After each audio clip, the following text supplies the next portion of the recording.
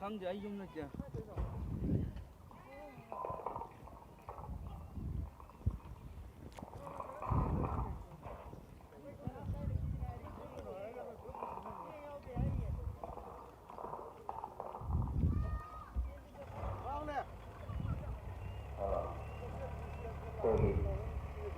COVID-19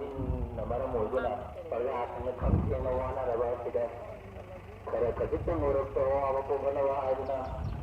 ito yung number 22 councilor yung mga panchayat municipal council vice chairperson si Sarah Saram na tonggat semua ngamjaro khareda pajalan panda sana kanawa iwala dari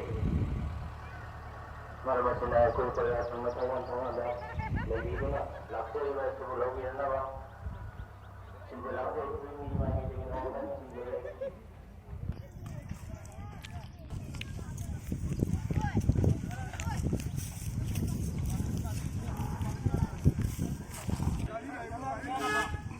ꯑꯩꯈꯣꯏꯅ ꯑꯣꯛꯇꯣꯕꯔꯒꯤ ꯇꯣꯉꯥꯟꯂꯛꯇꯕ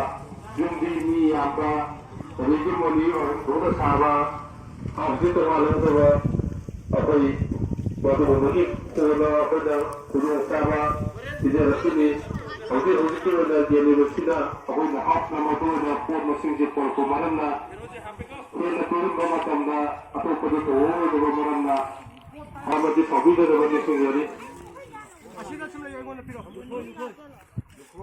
कोई 10 दिन जाओ नहीं कोई 10 दिन जाओ नहीं 10 दिन जाओ नहीं नौना चंदी का हाउस नंबर तो चटना दरी धोनी की 10 दिन जाओ रे धोनी की 10 दिन जाओ दे